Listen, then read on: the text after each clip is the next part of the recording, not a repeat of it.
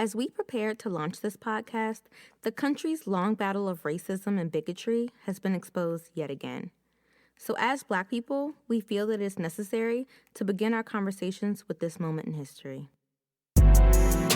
Hey guys, I'm Teonna Scott. And I'm Travis Scott. And this is I Now Pronounce You, where we reflect on our experiences and give our opinions on life. It can be hard to take the time to process everything life throws at us. So we're making the time to do just that. We welcome you to I Now Pronounce You.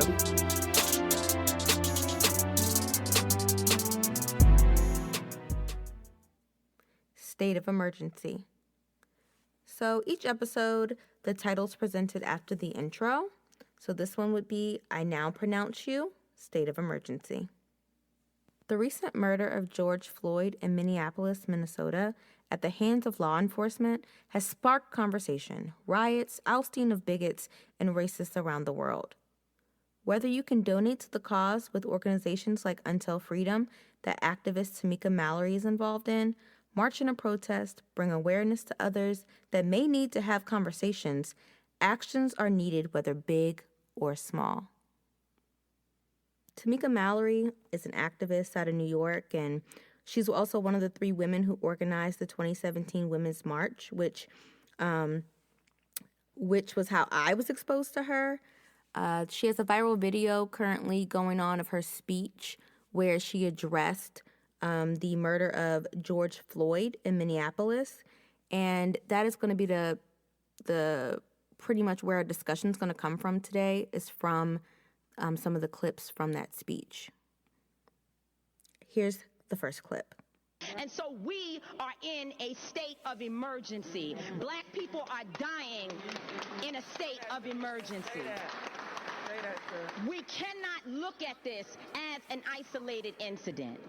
The reason why buildings are burning are not just for our brother George Floyd.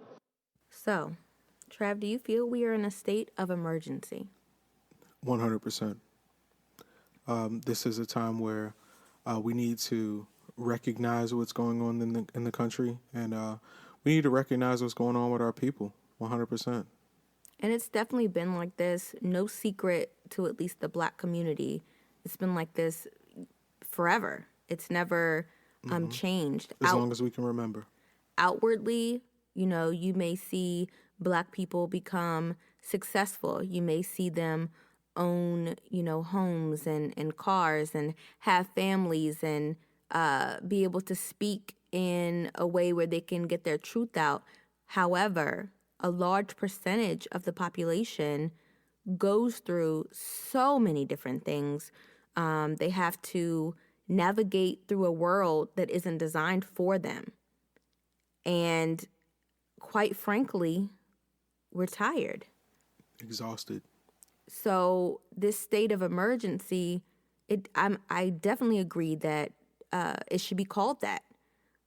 We have been, by large, peaceful. We have been, taking one on the chin for hundreds of years. And it is to a point, especially with social media, especially with people mobilizing and using their voices in a way that is far different than our ancestors have been able to do. It's just so important that everyone understand this. And what I realized throughout this so far is that this time is not for us. It is not a time for Black people to, feel bad about what has been happening or sit in our sorrow and our pain. This time of people educating each other is to educate those who don't understand it, who thinks everything is okay, who, maybe some Black people and you're like, oh, he's fine. I see him every day. He just got a promotion at work. Just because those things on the outside may be presented to you in that way does not mean that everything is okay. And this should be an awakening for the country and for the world to know that Black people, are tired. It's a huge eye-opener. I think about all of the coworkers I had in the past and in my life in corporate America. I think about friends I had growing up. I think about classmates. I think about teammates in any situation. And I think this is a very important time. And I think that people like to think, that this is happening, because of George Floyd specifically. Yes, this may have been the tip of the iceberg for this present day time, but these stories have been happening for hundreds of years. And, they aren't always recorded. There aren't always people around to witness. And, it's really hard to talk about, actually. Yeah, I agree.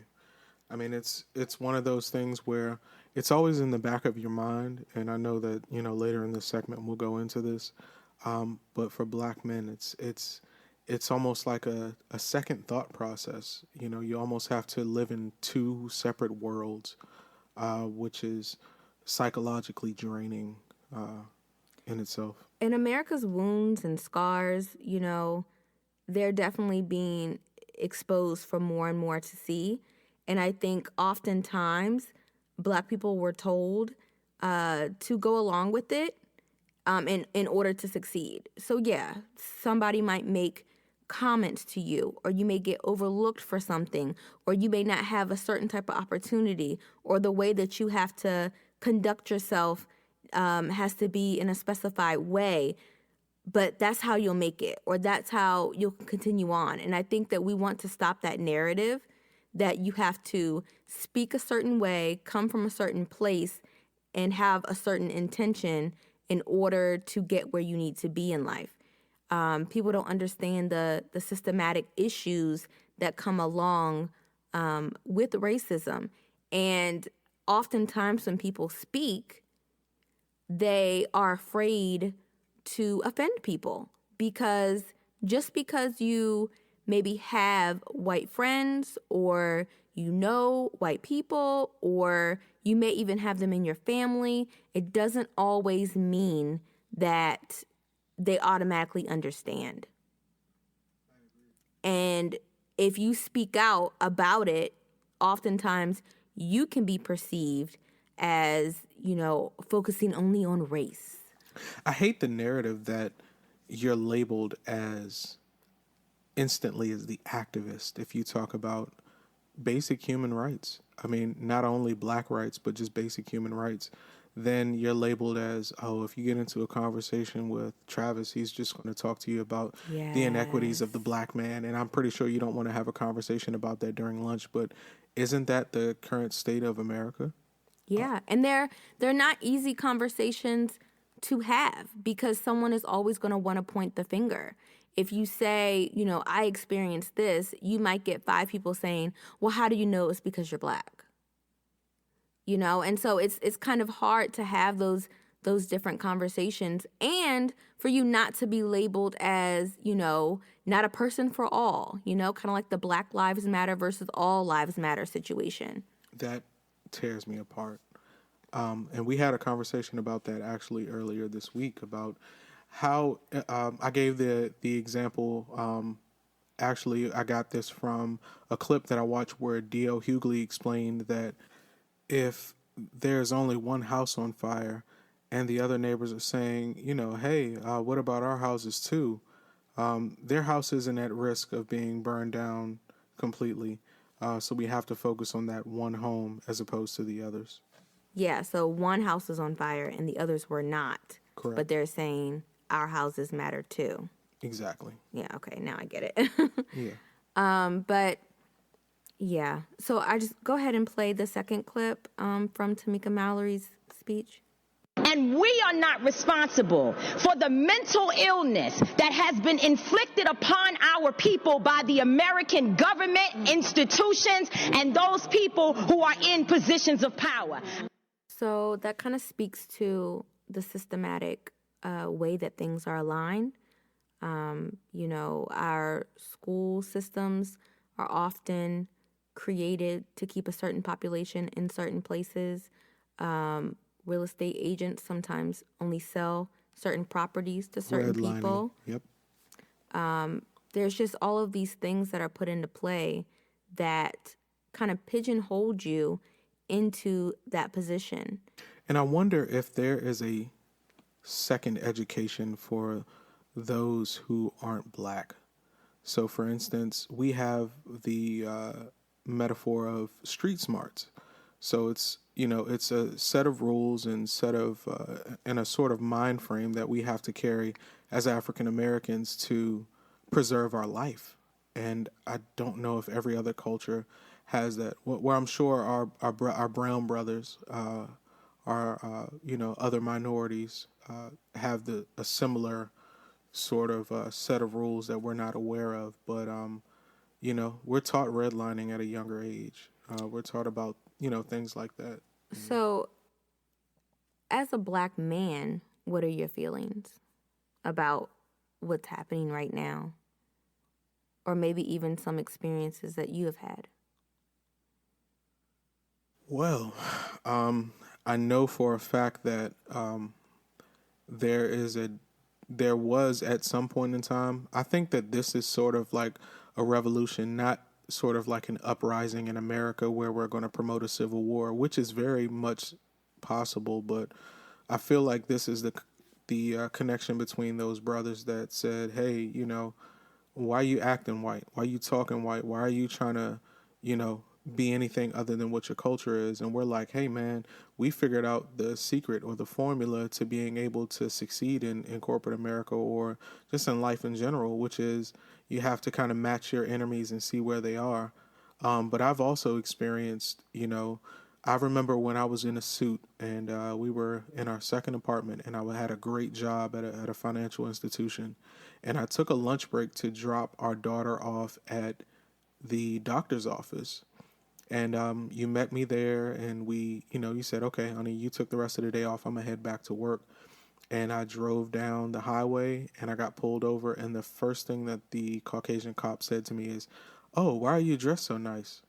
This is a nice car. Let me get your license and registration." And I've recently quit the habit of smoking tobacco, but I had a Capone in my hand, and I was respectful, and I put that out. And she asked me all these inquisitive questions that I don't feel like she would have asked someone outside of the race, and she made sure she gave me the max ticket that she could give me. And then I come back to that financial institution. And the boss is addressing me, "I let you leave. Why are you late?" And I said, "Well, I got a ticket." And I tried to explain myself, and they're just like, they gave me the look like, "You niggas is all the same," like. Because then it's that stereotype of being late and not being punctual. Yeah. And were you really where you say you were going to be? Were you really taking your child to the doctor? I literally had the ticket in my hand, and it's those things that kind of create that fire in black men. A lot of us are perceived as aggressive and, always, sort of like submitting to, like the status quo. And that's not really the case. I think the thing is that a lot of us are frustrated with the current state of America and how things work. We know that the justice system is out of whack. It needs to be reformed. Prison reform is necessary.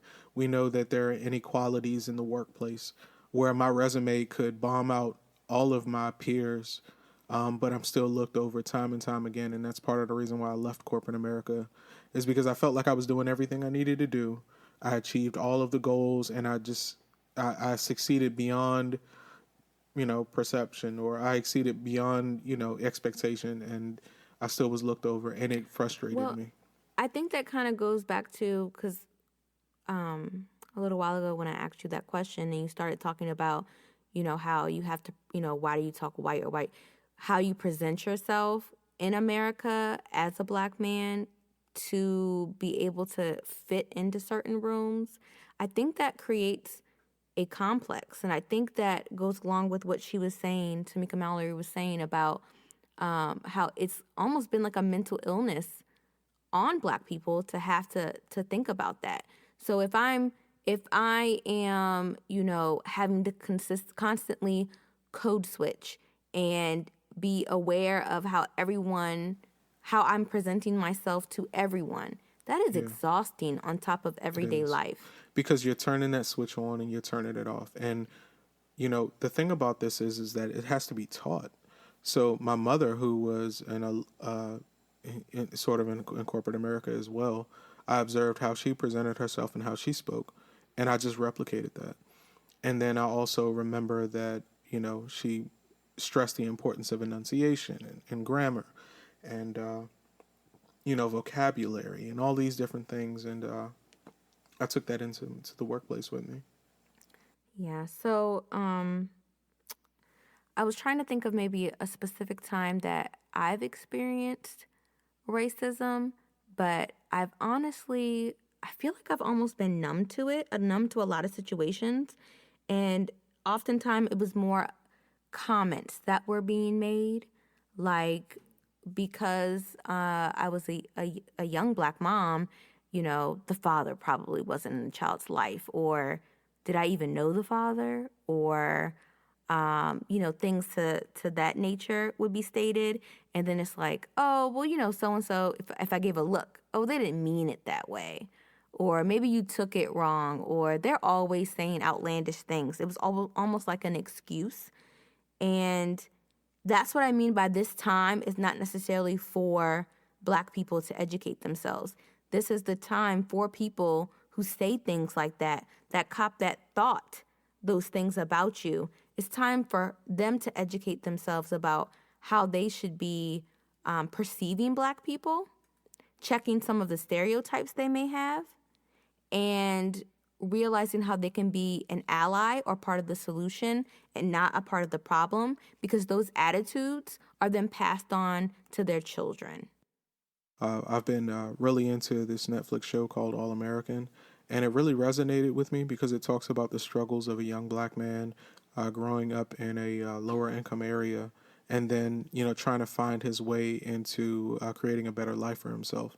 And so there was a moment where he's been trying to save a friend of his who unfortunately got caught up in some sort of gang activity, and evading her, or coming to her aid. He eventually got shot. So he was taken to the hospital in Beverly Hills, and as he was, just being rushed to the ER, there were a lot of doctors and nurses, and they just assumed that it was related to gang violence. And they were saying that, oh, we have to do what's the report where they have to test if you're, if you have anything in your system. We have to do like a toxic report or something like that. And the black nurse was the only one that's saying, hey, we don't know anything about this young man, and we have to save him. And because the black nurse was there, they saved his life. But if she wasn't there, he would have died. And then afterwards, they saw that he was a straight A student. He was an All-American football player in the top 100. And there was, hundreds of people outside of his bedroom window with signs saying it will soon. And then the doctor and also the nurse who weren't on African American, they saw that and they felt bad. And then the African American nurses was just looking like, this is part of the problem. The one hope I do have is teaching the younger generation, teaching middle school students. I get close to some of these students, a lot of them actually, and we have these conversations about race and stereotypes, and those things are really priceless to me. And what they've taught me is that America does have these ugly wounds, right? And this younger generation, they are so interested in it. I teach reading intervention, and in between, me moving between lessons, I'll have a student say, hey, Miss Scott, tell me about Emmett Till. What happened to him? Hey, Miss Scott, why did this happen, or why did that happen? Hey, what do you think about this? And they want to have these conversations. They want to have a voice, and they want to share their opinions, and they're interested in it. And a lot of my Latino and Latina students, they want to have these conversations about what's happening in their culture and how they're perceived, and even thoughts that their parents have about the black community and how we can remedy those. And Black and brown are tied, definitely. but there's still disparities between all. Yeah. Definitely. There definitely is, and we can go into to that at a later date. I just really wanted to be sensitive to this time and to kind of talk out and air out some of the things that we're thinking about. I know we don't have all the answers. I know that, it's hard to articulate how to put everything into words, how to feel or how to rationalize during this time. But one thing I will take away from this conversation is that things are happening. We need to process them. And we need not to pretend like these things don't happen. And I've been thankful to allies in my own life that I don't even have to mention or bring up the conversation, and they bring it up to me and share their thoughts on it. And I see their thoughts presented through social media so that others can understand and know where they stand. There's no if, and, or but about it. And I think that is greatly needed. What's your takeaway? And, my final thought is that I'd have to agree. If it's not a personal conversation, it's definitely something I see on social media. And I'm, for some strange reason, I'm surprised because I didn't think that. I think for black men, it's always been in our head, and we've always been told, oh, it's in your head. Oh, he's given that old excuse of black men can't get ahead in America type of thing. And it's like, finally, you guys are feeling a little bit of what we walk around as black men every day. And that's part of the reason why I'm so glad that, I married someone in my culture. Not that there's anything, wrong with that if you marry outside your culture. But I think the black woman understands the black man so much because they were, they've experienced black men in their families, whether it's uncles or dads. And I just think that my final thought is that I'm so glad that, everyone is starting to pay attention to that underlining thought that I thought would always just kind of be tucked away. Those fathers with the grimace on their face when they come home from work, and everybody's wondering why. It's just because it's just so hard to just go day to day and to experience all of these things and then to still come home with a smile on your face. It's hard. It's tough. But as things change and more and more updates are provided on the status of, policies and laws and how different cities plan to address these types of issues, I'm sure we will explore this topic more. We will be uploading this episode along with our original first episode, which is titled Married. So thanks for listening. You can find us on Instagram at INowPronounceYou. And you can contact us at inowpronounceyouPod@gmail.com. Bye, guys. Bye, guys. Stay safe.